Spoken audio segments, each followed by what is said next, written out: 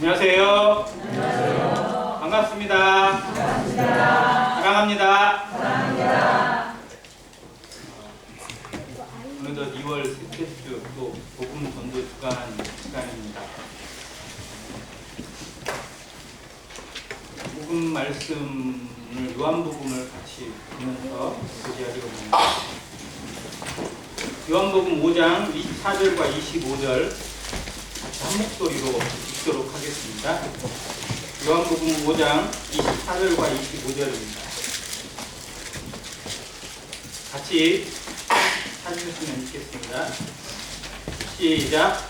내가 진실로 진실로 너희에게 이르노니 내 말을 듣고 또 나 보내신 이를 믿는 자는 영생을 얻었고 심판에 이르지 아니하나니 사망에서 생명으로 옮겼느니라.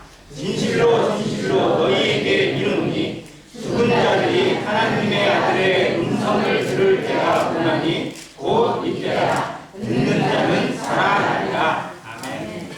감사합니다. 복음 교제를 해본 분이라면, 또 복음 상담을 해본 분이라면 반드시 이 말씀을 교제를 하는 것 같습니다. 말씀 확증에 있어서 가장 완벽하게 구원받은 사람에게 나타나는 변화, 신분의 변화, 하나님의 말씀의 언약의 확증을 보여주는 말씀이 복음이 아닌가 생각이 되어집니다. 우리가 이 시간 복음을 교제합니다. 복음이라는 말이 교회에서 성도들이 쓰는 말 중에 정말 익숙한 말인데, 복음이 정말 그게 뭘까요? 안 믿는 사람들에게 우리가 복음을 들어야 한다고 하고, 또 복음을 믿어야 한다고 얘기합니다. 복음을 한마디로 정의하면 무엇일까요? 복음이 뭐예요? 또 그 단어가 의미해주는 바가 얼마나 큰지 우리가 제대로 알고 있는지 한번 생각해 보기로 합니다. 왜 들어야 한다고 하고 왜 믿어야 한다고 얘기하는지 복음에 대해서 분명하게 우리가 알고 있어야, 또 우리 마음 가운데 확정되어 있어야 복음을 알려줄 수 있고 전해줄 수 있고 복음으로 살아갈 수 있습니다. 성경이 말하는 진정한 복음이 무엇인지 먼저 한번 생각해 보기로 합니다. 복음에 대한 정의를 성경이 정의해주는 말씀이 몇 구절이 있는데요. 먼저 마가복음 1장 1절입니다. 같이 잠깐 보겠습니다. 마가복음 1장 1절.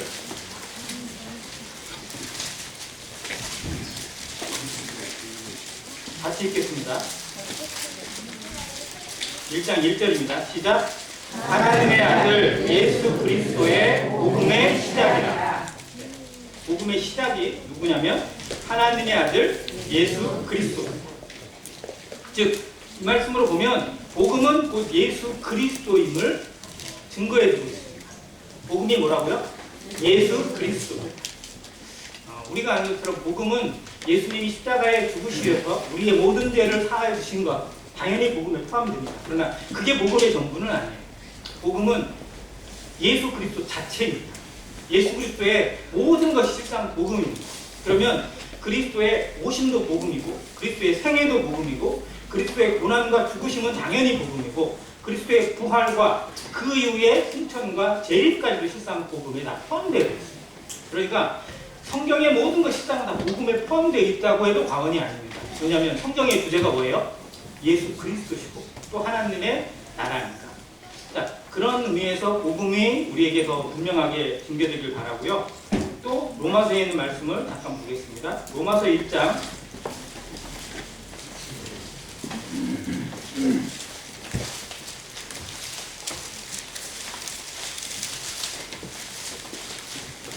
복음에 대한 설명이 가장 잘 되어 있는 부분이 로마서 1장이라고 하겠습니다. 1장 1절부터 4절까지 여기에 나타나는 복음이라는 단어가 몇 구절 있는데요.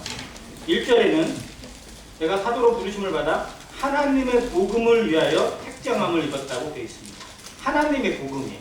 하나님이 인생들에게 주시는 복음을 위해서 내가 택함받고 사도로 종으로 부르심 받았다고 합니다. 2절에 이 복음은, 하나님의 복음은 선지자들을 통해서 누구에 대해서 알려주신 거예요? 내 아들에 관해서. 하나님의 아들 예수 그리스도에 관해서 성경에 미리 약속하신 것입니다.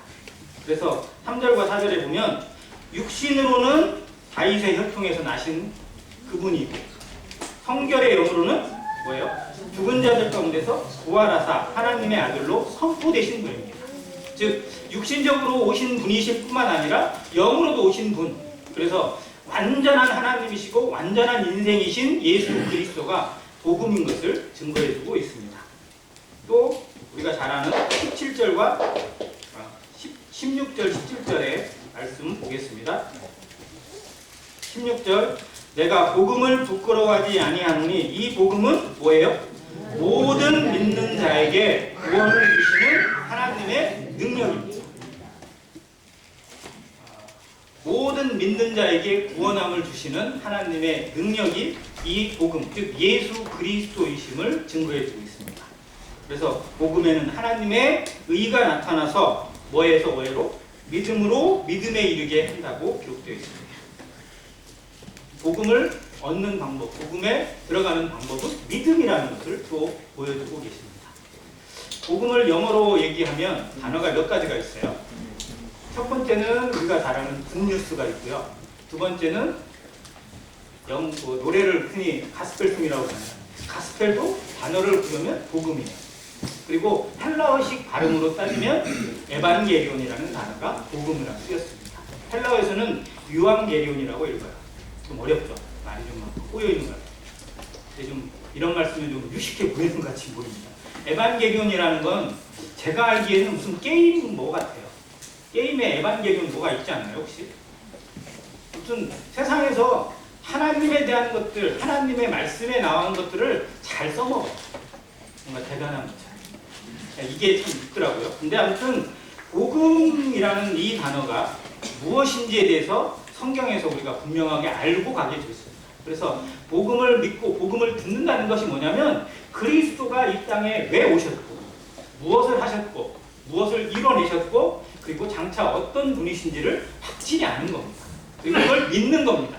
그 안에 영접이 되어지고 그분과 연합이 되어지는 것이 진정한 복음의 능력입니다. 그래서 로마서 전체가 다 복음이에요. 실상 우리가 죄사함의 구원, 칭의의 구원만 생각해보면 로마서 3장에서 끝납니다. 3장 23절에 그 말씀이 그대로 드러나 있으니까요. 그런데 로마서는 16장까지 있어요. 그 이유는 복음이 우리가 아는 그 한도가 아니라 어마어마하다는 것을 간증해주고 있습니다. 본문 요한복음 5장을 통해서도 이 복음에 대한 메시지를 바로 하나님이 알려주시고 있는 내용을 같이 보기를 원합니다. 요한복음 5장은 한 가지 부분인데 그리스도의 복음인데 내용으로 보면 두 가지가 섞여 있어요. 첫 번째는 사건이 더 있고 두 번째는 말씀이 담겨 있습니다.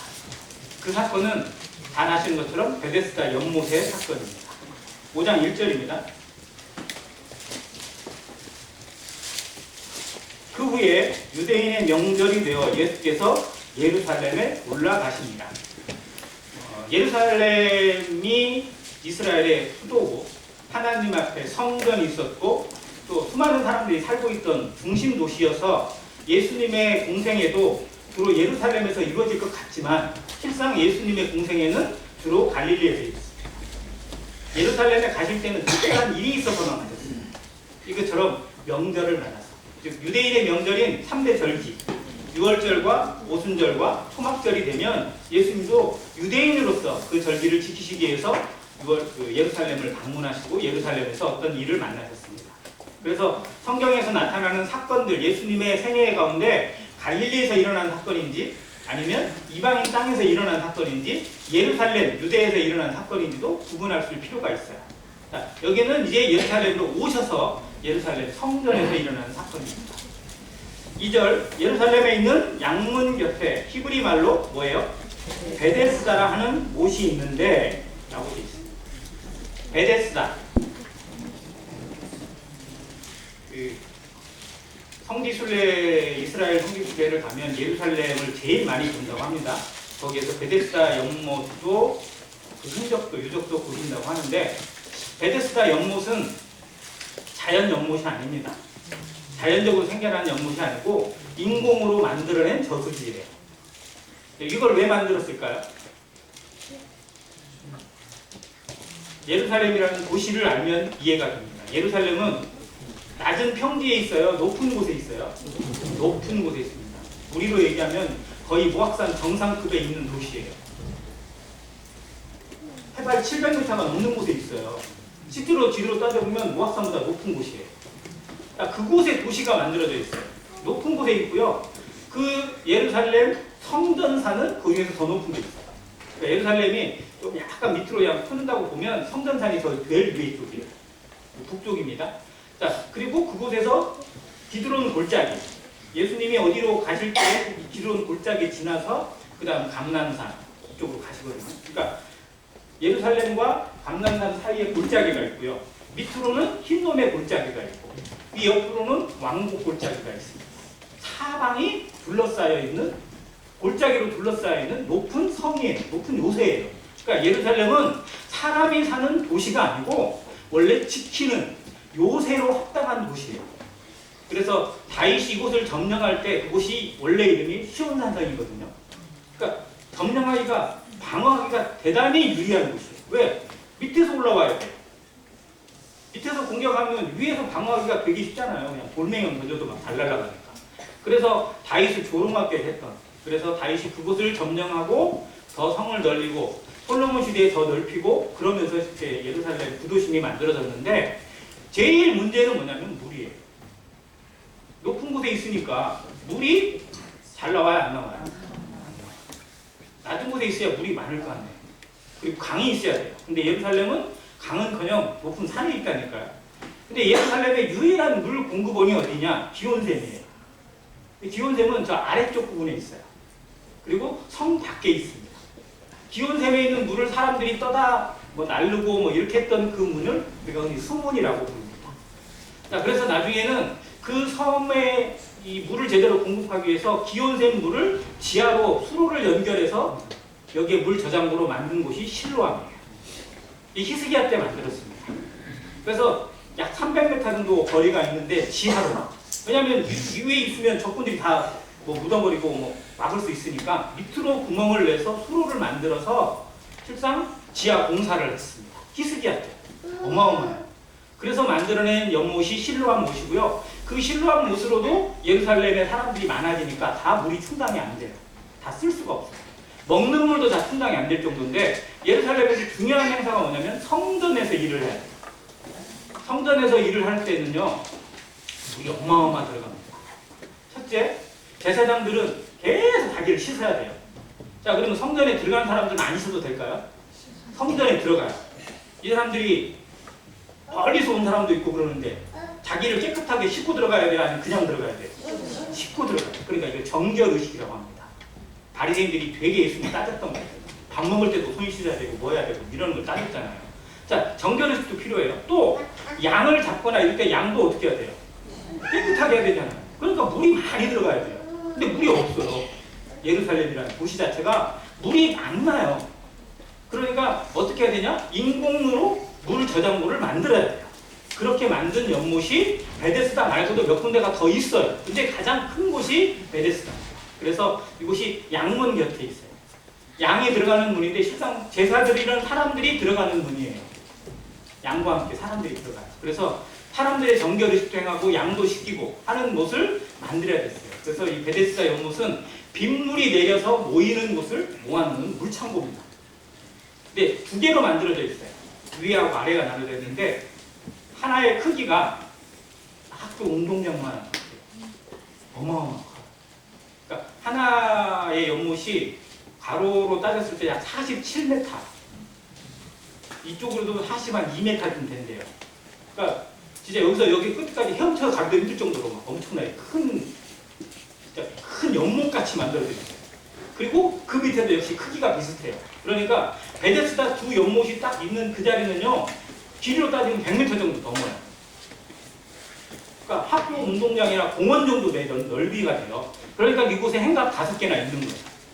사람들이 워낙 많이 오니까 행각이 5개나 있어요. 그래서 여기저기 사람들이 모여서 뭣도 하고 여러 가지 합니다. 자, 그런데 여기에 사람들이 많이 모이는 이유가 하나님께 예배드리고 제사드리기 위해서 모이는 게 아니고 목적이 바뀌었어요. 뭐 때문에? 병난 사람들이 고치려는, 즉 병원이 돼버렸어요. 이상해진 거죠. 자, 근데 이들에게 있는 이익이 뭐냐면 그 연못이 갑자기 어느 때에 물이 뭐 동하게 된다고 한 게 뭐냐면 약간 소용돌이 치고 물이 막 뿌글뿌글 올라오는 거 있죠. 연못에서 그런 거 가끔 일어날 수 있잖아요. 근데 이게 간헐천이 아니고 연못이 아니고 뭐라고요? 인공 저수지예요. 이 일이 일어나요? 안 일어나요? 그냥 수영장에서 이 일이 일어나려면 무슨 일이 일어나야 돼요? 만약 수영장에서 이런 물이 막 펄펄 올라온다. 그럼 뭔 상황이에요, 이거? 물을 새로 틀는 거예요. 여기 밑에 물을 새로 공급하거나 이렇게 했을 때 물을 새로 펌프로 집어넣으면 그 물이 올라오면서 이렇게 되겠죠. 그 현상이 일어났을 때 들어간 사람들이 낫는다고 알려져 있어요. 이게 약간 좀 실제 그런지 아니면 통설적인지 이게 참 애매하대요. 그러니까 그 일이 신비로우니까. 근데 이때 어떻게 일어나냐면요. 위하고 아래 나눠져 있다고 했잖아요. 아래가 사람들이 모여서 쓰는 물이에요. 근데 이 물은 관리가 돼야 돼요. 그래서 이 물이 좀 안 좋고 마르고 별로 없으면요. 위에서 모아놓은 물을 열어줘요. 숨은 밑에서 물을 열어준대요. 위에 물이 있을 때. 그럼 그 물이 쏟아져 들어올 때 어떤 현상이 나겠어요? 약간 막 좀 그런 물 소용돌이 치거나 이런 것이 좀 일어나죠. 그때가 이 병자들이 고침받는 타이밍이 되는 겁니다. 그러다 보니까 저변에 막 불러있다가 갑자기 그 현상이 나면 전부 다 막 뛰어들고 막 이렇게 하는 거예요. 선착순으로 몇 명만. 좀 너무 얄팍하지 않아요? 거기에 서 있는 한두 명도 있는 게 아니고 수백 명이 모였는데 선착순이에요. 그것도. 딱 한 명만 골라서 그 사람만 낳는다고 하니 여기가 베데스다라는 단어가 베드헤스다 해가지고요. 긍휼의 집이라는 뜻이거든요. 헤세다라는 단어. 이것이 구약 성경을 헤세드라는 단어에서 온 거니까. 근데 말로는 긍휼의 집인데 실상은 경쟁과 싸움과 모든 것이 막 내가 우선이어야만 되는 집으로 바뀌어 있어요. 이게 은혜의 집이에요? 이게 자비예요? 어떠세요? 고침받은 사람에게만 은혜고 고침받은 내가 좀 달리기가 빠르거나 동작이 빨라서 빨리 들어간 사람에게는 은혜가 되는데 그렇지 못한 사람 동작도 둔하고 몸도 좀 시원치 않고 나이도 많고 거기도 병도 심해 이런 사람 어때요? 백날을 기다려도 기회가 와요 안 와요? 안 와요. 자, 여기에 조건을 만약 걸어서 진짜 1급 장애 이상 되는 사람만 와라 라고 했으면 혹시 모르겠는데 나쁜 사람 와서 나올 수 있다고 하니까 그냥 아무것도 아닌 병도 대학병원 가야 안 가요? 왜 대학병원이 밀리는지 아세요? 가보면 그냥 감기인데 우리에게 혹시 뭔일 생길까봐 대학병원으로 막 몰려가요. 막 이렇게. 자, 이곳이 경쟁이 되다 보니까요. 정말로 치료를 받고 은혜를 받아야 할 사람들이 은혜를 못 받아요. 또 그런 사람이 옆에 있어요. 근데 나도 아파. 근데 나는 예를 들어서 손가락이 조금 아파요. 손가락이. 근데 이게 잠잘 때마다 막 거창고 뭐 할 때마다 힘들어. 그러면 옆에 있는 사람은 진짜 여기에 있는 것처럼 38년 동안 병자로 누워있는 사람인데 아유 불쌍하잖아요. 그러니까 아유 나보다 훨씬 아프네요. 빨리 들어가세요. 그래서 자기가 막 밀어주고 이렇게 양보를 해주는 사람이라도 있으면 모르겠는데 해요 안 해요? 다 내 병이 제일 중요한 거예요. 안 그래요?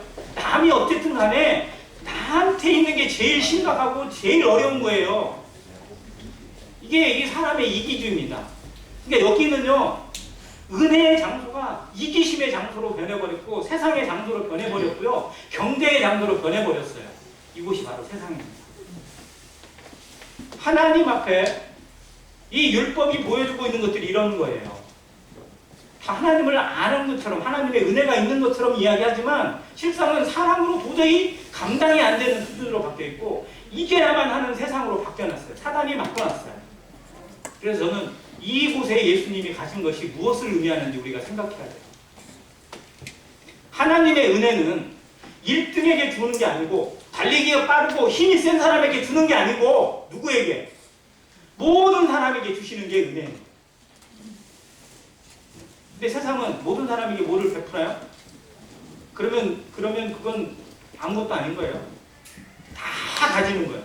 그러면 세상에서는 별로 매력이 없어 보여요.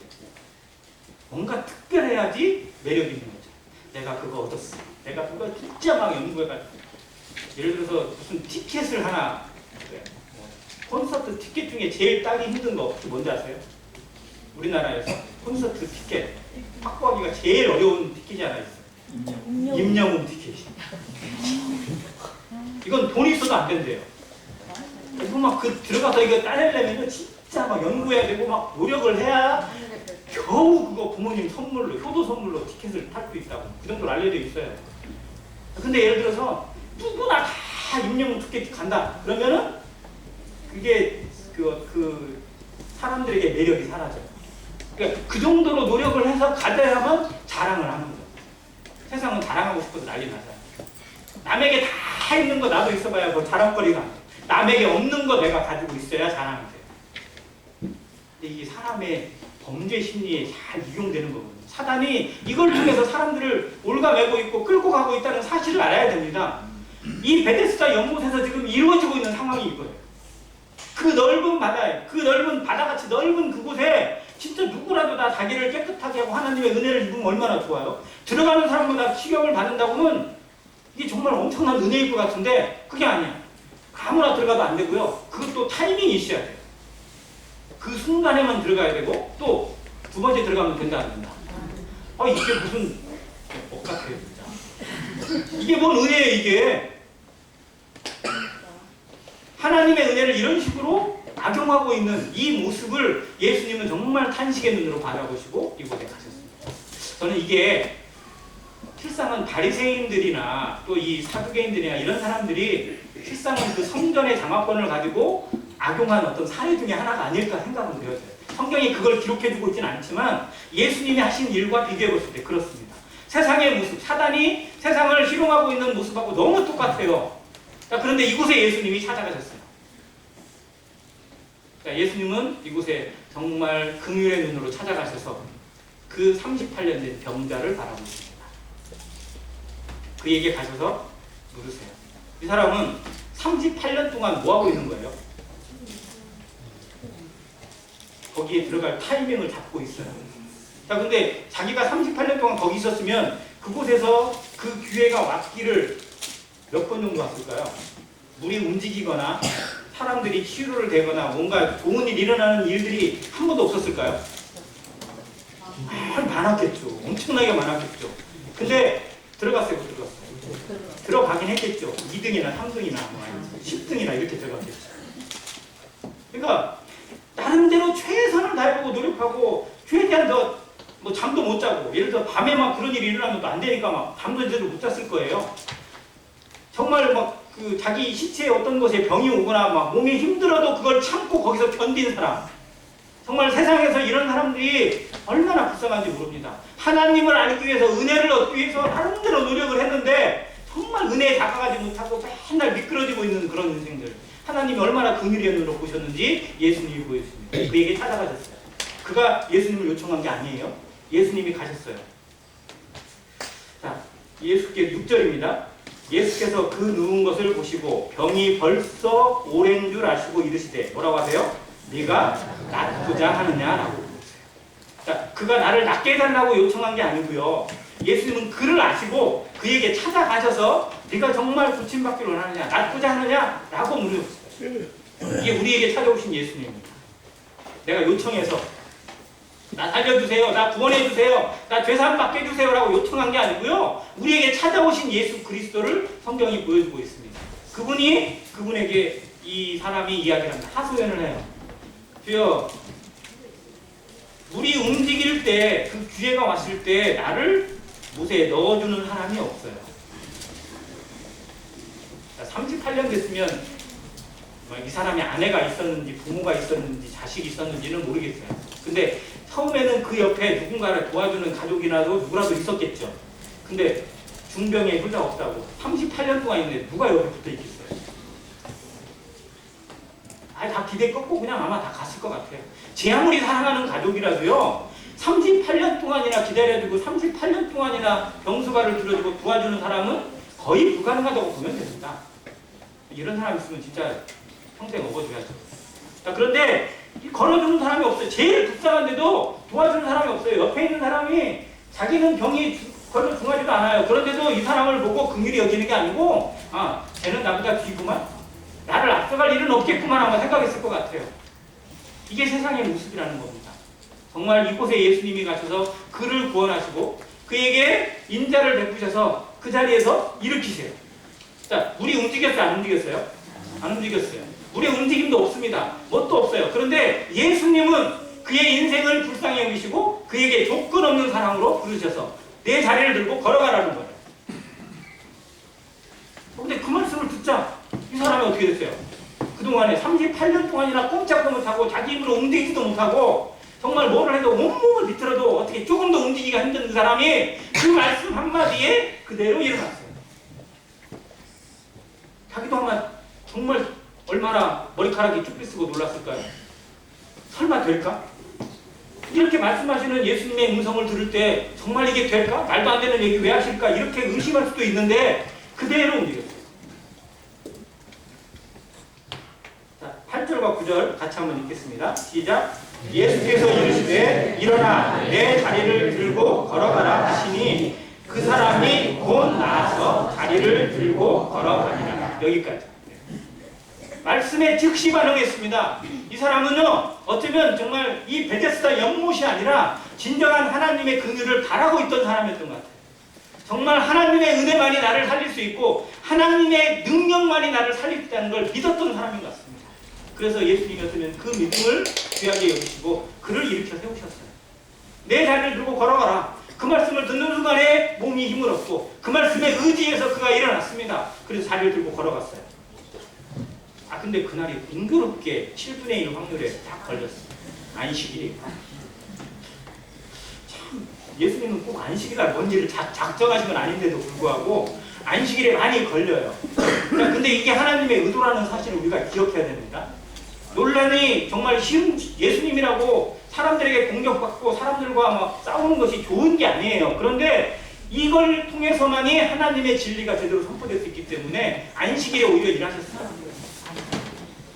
자, 우리는 여기까지 주로 기억을 합니다. 성경을 기억할 때 베데스다 연못에 38년 된 병자가 예수님 만나서 고침받았다. 여기에 땡! 이렇게 되면 안 돼요. 진짜 중요한 건 그 다음이에요. 자, 예수님은 이곳에 이 한 사람을 살리려고 오셨을까요? 그러세요? 자, 요한복음 4장에 보면 예수님이 사마리아 땅으로 가서 수가성 여인을 만납니다. 그죠? 자, 그러면 예수님의 목적이 그 수가성 여인 하나 구원하는 게 목적일까요? 아니에요. 그건 도구예요. 시작이에요. 이 여인을 통해서 그 동네 사람들이 다 구원받았어요. 이 사람 38년 된 병자를 고치시는 것도 목적이지만 이 병자를 통해서 하나님의 복음이 무엇인지 알려주는 게 예수님의 진짜 목적이에요. 우리는 병 고침에만, 뭔 기적에만 목적이 달려있어요. 내가 고침받고 내가 잘되고 내가 건강해지는 것에 하나님의 은혜라고 생각을 하는 착각을 합니다. 근데 그건 시작해야 돼요. 내게 아픔이 있고 내게 고난이 있고 내게 어려움이 있는 것이 하나님의 일하심의 시작이고 도구가 되고 출발이 돼야 돼요. 그걸 통해서 하나님이 일하시는 걸 내가 보고 다른 사람에게 전해줄 수 있어야 진짜 복음입니다. 자, 이거를 여기서 예수님이 시작하세요. 그래서 우리는 이 사건에 머물지 말고 예수님의 그 다음 말씀을 더 주목해야 됩니다. 여기서부터 이제 바리새인들이 찾아와요. 야, 너 안식일날 네 자리를 들고 걸어가는 게 이상하다. 너 뭐해 지금? 왜 그래? 안식일날 자리 들고 걸어가면 안 돼요? 지들이 만든 법이에요. 안식일날 뭐 하면 안 된다. 안식일날 하면 안 되는 거 뭐 34가지가 만들어놨대요. 그래서 안식일날은 엘리베이터 버튼도 누르면 안 돼요. 지금은 그때 당시에는 엘리베이터가 없었지만 지금은 엘리베이터 있잖아요. 유대인 건물들은요, 엘리베이터와 그 건물을, 최신 건물은 안식일날은 입으로 작동되고 말로 작동될 수 있도록 해놨대요. 왜? 손으로 누르면 안 되니까. 예전에는요, 지가 누르면 안 되잖아요. 그래서 유대인이 아닌 다른 사람이나 내가 도움을 줘서 좀 몇 층 눌러주세요 라고 말할 수 있는 사람이 같이 탈 때까지 기다렸대요. 진짜 이상해. 말도 안 되는 일들을.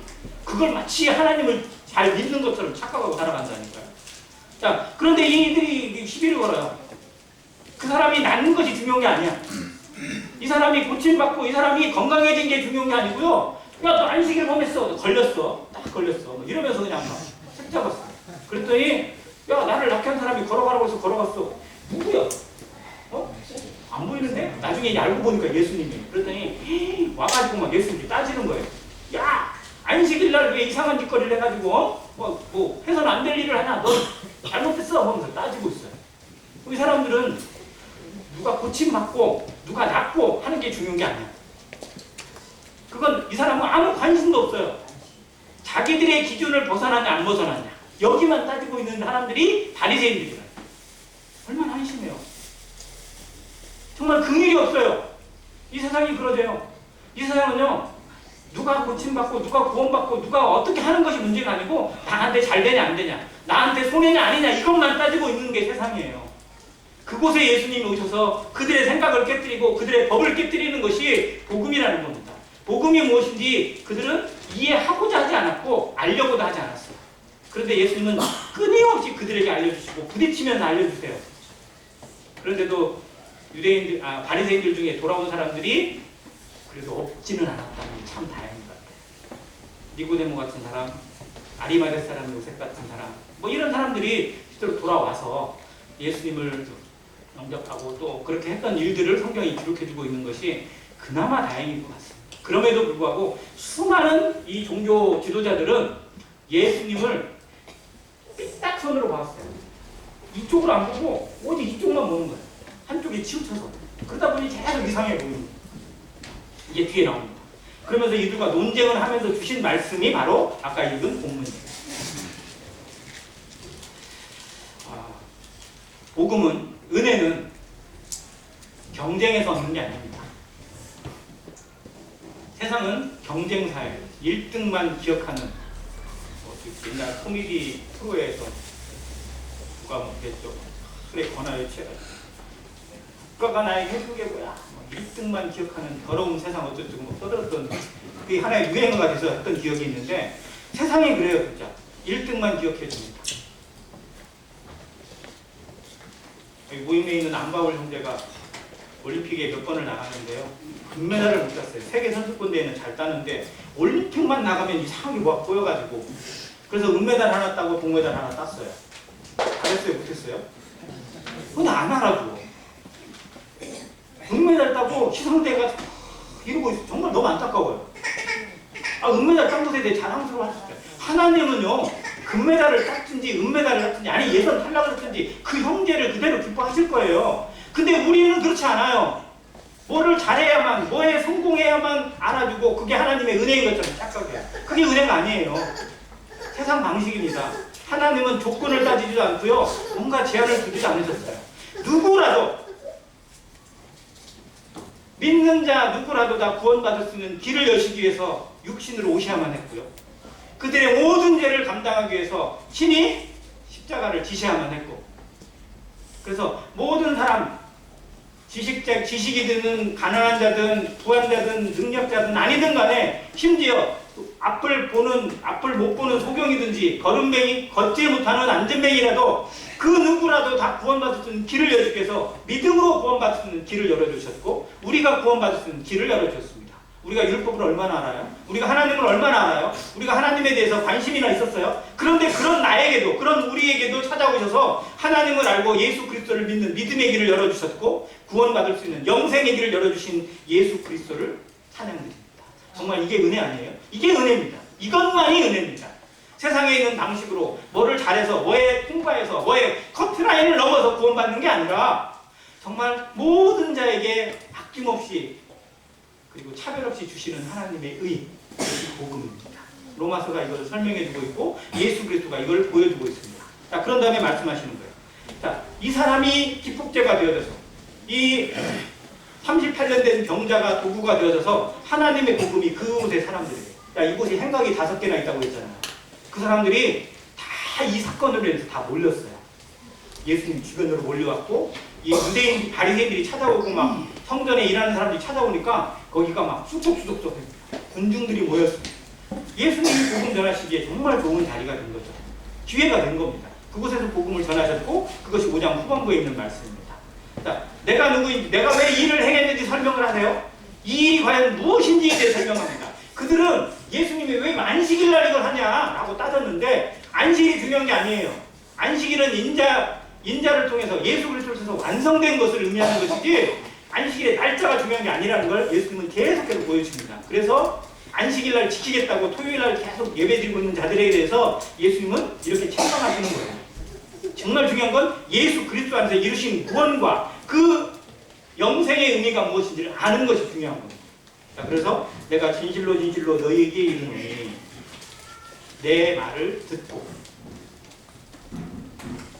그 말씀을 듣고 있어요. 다 듣습니다. 누구라도 귀가 있으면 듣습니다. 그런데 제대로 듣고 있는 사람이 있고 건성으로 듣는 사람들이 존재합니다. 우리도 다 듣는 것 같아요.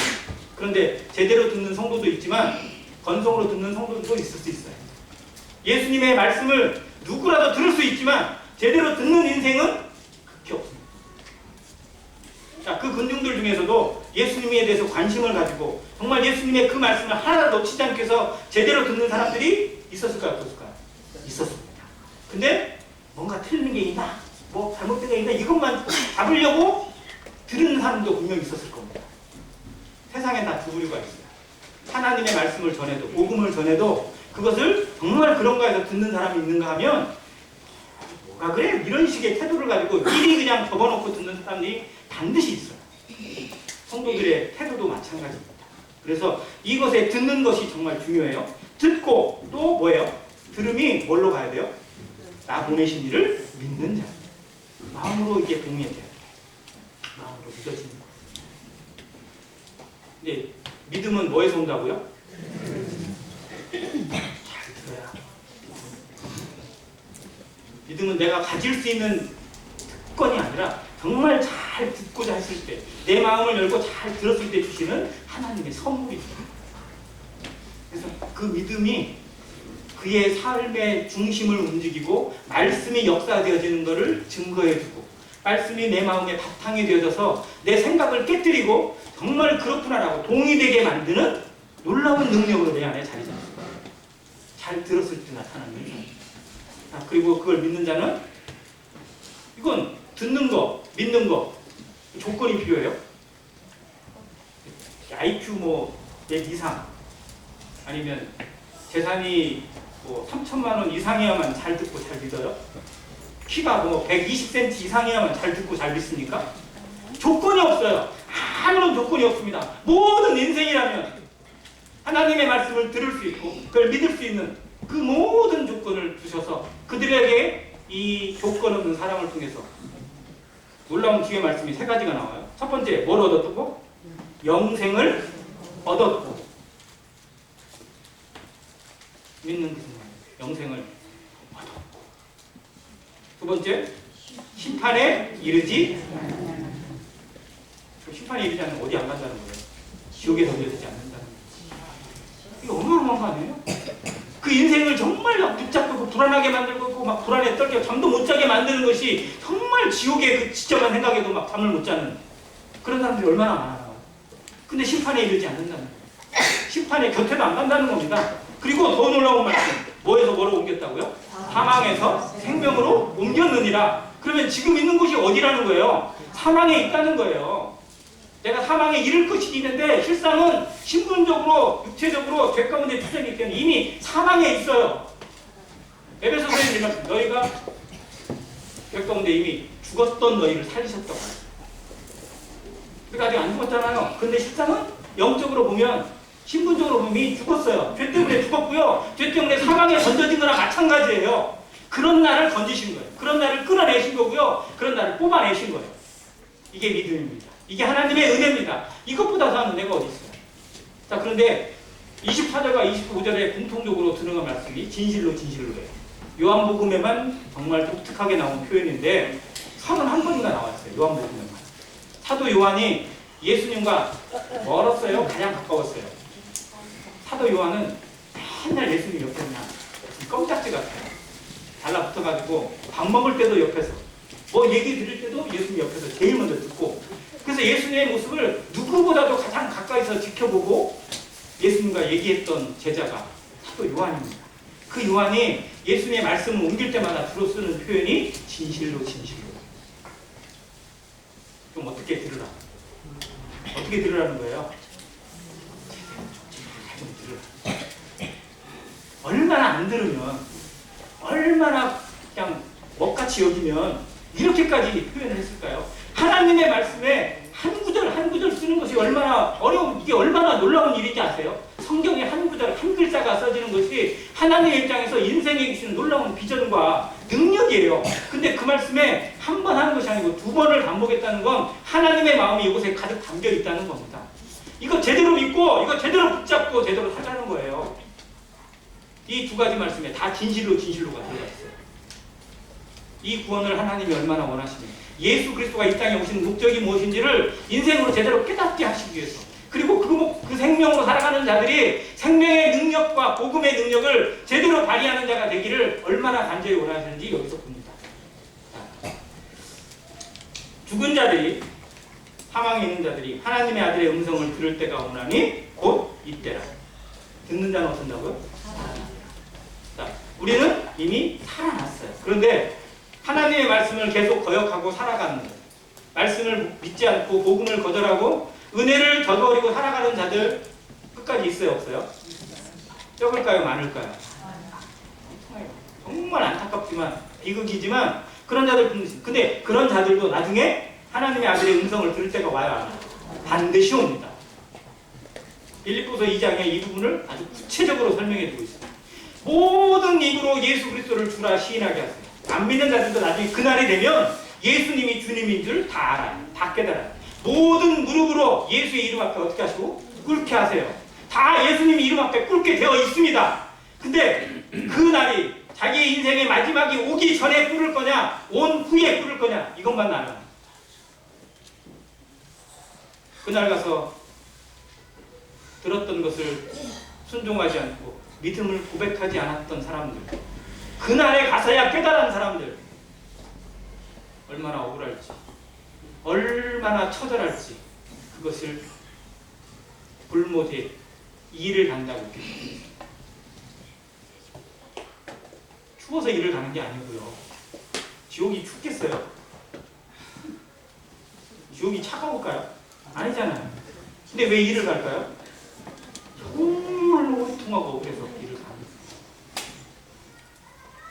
그곳에 가면 자기 친구가 원수가 되고 자기 부모가 원수가 되고 자식이 원수가 돼요. 아, 정말 하나님 믿고 싶었는데 복음 듣고 싶었는데 얘 때문에 못 갔어. 그러면 그 옆에 친구가 떨어져 있어요. 그럼 어떻게 될까요? 그걸 평생 영원토록 같이 지켜봐야 된다고 생각하면 얼마나 억울하겠어요.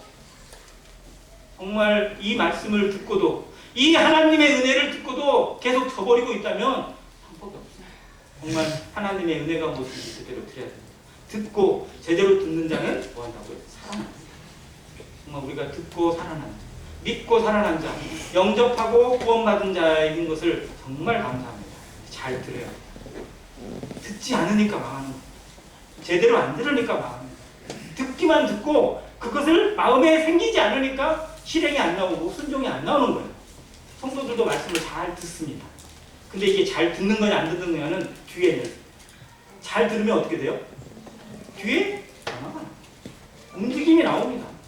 거기에 따르는 순종이 나오는 게 당연하다 안 하다? 당연하다. 구원받지 못한 불신자들, 구도자들은 잘 들으면 당연히 믿음이 찾아오게 되는 선물, 능력이 오는 거고요. 성도들은 잘 들으면 그 말씀이 내 안에 역사되지는 변화와 순종을 경험하게 하시는 것입니다. 듣지 않아서 망하는 사람들이 얼마나 많은지 사례가 몇 군데 있어요. 1945년 8월 7일인가요? 6일인가요? 히로시마에 원폭이 투하됐습니다. 미국은 원자폭탄을 개발을 하고, 이게 맨하탄 프로젝트거든요. 오펜하이머라는 영화가 최근 작년인가 개봉이 됐었는데, 이게 원자폭탄 개발 과정을 쭉 다루고 있는 영화예요. 거기에 참여했던 과학자가 정말 그거는 갈등이나 이런 걸 했는데, 미국이 이걸 개발을 했는데, 전쟁을 끝내기 위해서 개발을 했는데 실험을 해봤어요. 사막에서. 근데 자기들이 만들어 놓고 자기들이 놀려버렸어요. 뭐예요? 생각보다 위력이 너무 큰 거예요. 정말 난리가 나는 거예요. 그래서 이걸 도저히 인간적인 도의에서 그 도시에 그 사람들이 있는 곳에 떨어뜨린다는 것을 감히 생각할 수 있어요. 근데 그냥 지들이 알고 좀 항복하면 좋겠는데 끝 끝까지 버티고 있는 이 가미가제. 진짜 일본 독하잖아요. 오죽이 나오면 가미가제 특공대가 있겠어요. 자, 너무 많이 오니까 정말 어쩔 수 없이 이것 때려서 빨리. 그 하루라도 빨리 끝내야 더 많은 사람들이 희생되는 걸 막을 수 있다 해서 결정을 내리고 투하를 결정을 합니다. 그래서 몇 군데 도시를 선정을 하고 후보로 고른 것 중에 하나가 히로시마였어요. 근데 히로시마에 떨어뜨리기 전에 미리 알릴까요? 안 알릴까요? 한 번만 알릴까요? 아니에요. 약간 3차례 정도에 알렸대요. 뿌렸어요. 히로시마에 삐라를 뿌렸습니다. 8월 6일 날 오전에 여기에 이제 큰 폭탄이 하나 떨어질 거다. 히로시마 주민들은 삼신이 밖으로 대피해라. 다 도망가라 이거예요. 여기 있으면 어떻게 된다? 죽는다. 그러니까 제발 도망가라 라고 뿌려줬어요. 받았어요. 받아놓고 이게 웅성웅성 막 자기들끼리 막 수닥수닥거리고 정부에서도 막 나름대로 했겠죠. 근데 일본 정부는 도망가라고 했을까요? 안 했을까요? 안 했죠. 다 거짓말. 무슨 이런 게 어딨냐. 폭탄이 떨어지면 지가 뭐 폭탄이겠지 뭐. 야, 안 도망가요. 또 뿌렸어요. 또 뿌렸는데도 반응이 별로 시원치가 않아요. 근데 움직이는 사람이 있었을까요? 없었을까요? 있었어요. 움직이는 사람이 있었어요. 왜냐하면 이게 2번이나 3번이나 이렇게 뿌렸다는 거는 진짜 뭔가 있다는 건데 내가 뭔지는 모르지만 여기에 대해 가만히 있다가 당하는 것보다는 그대로 움직이고 나서 뭔가 보는 게 낫지 않겠느냐. 그러니까 확신을 가지고 한 게 아니라 정말 그 말에 그대로 움직여서 떠나는 사람들이 있었어요. 이 사람들은 살았습니다. 근데 그곳에 있던 사람들 그리고 그 원자력 그 방사선에 노출된 사람들 다 해서 지금도 유전병이 그들에게 유행돼 있고 거기서 죽은 사람들 숫자가 30만이라고 합니다. 정말 인류 역사에 이보다 더한 비극이 없을 만큼 어마어마한 비극이. 우리 입장에서는 일본이 미우니까 잘 됐다고 말할지 모르지만 정말 이건 인류적인 모습에서 볼 때 진짜 안타까운 일이에요. 미국은 30만을 죽이고 산 게 아니었어요. 다 떠나기를 바랬어요. 그런데도 도시는 남아있으니까 거기에 떠지면 도시는 다 파괴되잖아요. 그럼 보잖아요. 알잖아요. 그런데 그 사람들까지 거기서 다 치다 죽었어요. 그리고 2번째 나가사키에 떨어졌습니다. 나가사키에도 역시 알렸어요. 근데 나가사키는 도망갔을까 안 갔을까요? 많이 갔어요. 더 많이 갔어요. 그래서 나가사키는 피해가 많이 없었어요. 그런데도 나가사키도 엄청난 피해를 입긴 입었습니다. 경고를 하는데도 경고를 무시하는 대가예요. 타이타닉호가 3,500명 정도의 인원을 태우고 대서양을 행가서 북해 쪽에 횡단해서 영국에서 미국으로 출항을 했습니다. 가다가 우리가 아는 것처럼 이게 처녀 출항이에요. 배를 만들고 처음으로 출항하는 걸 처녀 출항이라고 합니다. 근데 그때 가다가 어떻게 됐어요? 네, 침몰했어요. 빙산에 부딪혀서 침몰했어요. 빙산 때문에 침몰했죠? 아니에요. 빙산 때문에 침몰한 게 아니에요. 빙산은 죄가 없어요. 빙산은 원래 거기 흘러요. 빙산은 원래 지자리야 거기가. 거기는 빙산이 흐르는 곳이에요 원래. 갑자기 생긴 게 아니에요. 원래 있어요 거기에. 근데 거기로 굳이 간 놈이 문제인 거죠. 자, 가라고 그랬어요? 가지 말라고 그랬어요? 가지 말라고 그랬어요. 자, 그리고 경고를 다른 책에 보니까요. 타이타닉호가 침몰되지 않을 수 있었던 조건이 17가지가 있어요. 속도를 줄여라. 그거 항로를 바꿔라. 아니면 처음에는 돌아보라고 그랬어요. 가지 마라. 지금 때가 아니다.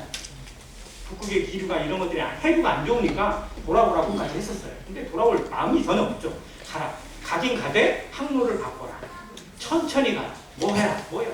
여러 가지 조건들 다 했는데 이 스미스 선장이라는 사람이 다 들어 안 들어요. 뭐? 자 이거 필요 없어. 최고 속력으로 무조건 전진 하다 그냥 그 빙산에 그냥 그대로 말아가지고 빙산을 발견한 순간에 실상은 그 정탐군이 빙산을 보잖아요. 근데 빙산은 위에가 그만큼이 보이면 밑에는 어때요? 이게 90%가 밑에 있잖아요. 위에를 봤어요. 보고 보고를 했어요. 선장이 빙산이 있다고 하니까 즉시 배를 돌려라 라고 해서 돌렸어요. 좌회전처럼 이렇게 돌렸대요. 근데 빙산 밑에 있는 그 부분이 그 배 옆부분을 쭉 가면서 찢어졌어요. 근데 제 생각에는 뭐냐면요, 빙산을 발견하는 순간에 그냥 그대로 안 돌리고 정면 충돌했으면 차라리 어땠을까라는 생각까지 해요. 왜냐하면 타이타닉호는 배가 워낙 크거든요. 180m가 넘는 길이가 있으니까 이게 그대로 다 충돌해서 다 찌그러지진 않아요. 앞부분은 당연히 찌그러져요. 그런데 타이타닉호의 배는요, 격실이라고 해가지고 이중벽으로 되어 있어가지고 속에 공간을 가지고 있는 방이 7개가 있었어요. 이게 뜨게 만드는 힘이에요. 그 큰 배가 뜨게 만드는 진공의 방이 7개나 있었거든요. 그런데 그 진공방은 안 깨져요. 그때 정면으로 충돌했습니다. 앞부분은 부서졌겠죠. 근데 이걸 옆으로 확 돌리는 바람에 쫙 긁으면서 이 7개의 격벽이 다 찢어졌어요. 그래서 그곳으로 전부 다 바닷물이 들어와 버렸고 1시간 반 만에 뒤집어져 버렸어요. 경고를 무시하는 대가요. 심판이 있다고 하나님의 말씀에 경고를 했는데도 불구하고 무시하는 대가는 어마어마. 여기서는 죽음으로 끝났지만 정말 인생의 마지막은 죽음으로 끝나지 않습니다. 이걸 기억해야 돼요. 하나님의 말씀은 단 1.1획도 끝나지 않고 그대로 이루어질 것을 저는 믿습니다. 지금까지 그래왔고요. 앞으로도 그럴 것입니다. 심판이 없다, 주욕이 없다, 뭐가 없다 하는 거짓말들은 정말 사단의 인생을 요약질하는 거짓말에 불과합니다. 지금까지도 하나님의 말씀 그대로 세상은 흘러왔고요. 앞으로도 그럴 겁니다. 지금까지 뭐가 없었는데 뭐가 있겠어? 라고 하는 게 아니에요. 정말 하나님이 얼마나 참고 기다리고 계신지 알아야 합니다. 그래서 예수님의 긍휼, 모든 인생을 향해서 정말 누구라도 믿는 자에게 영생을 주시고 심판에 이르지 않고 사망에서 생명으로 옮기는 이 은혜의 말씀을 지금 영접하시기 바랍니다. 믿는 자, 영접하는 자는 하나님의 자녀가 되는 권세를 주십니다. 이 권세를 통해서 하나님의 나라의 자녀가 되고 하나님의 아들, 딸들로 강건하게 살아가시고 그 은혜를 누리시길 바랍니다. 그리고 그 은혜 가운데 살아가는 성도들은 이 은혜가 내 안에서 정말 은혜가 되기 위해서 나의 삶을 다시 점검하고 정말 복음에 합당한 삶으로 복음의 영광을 위해 살아가는 모든 성도 되시기를 간절히 바랍니다. 감사합니다.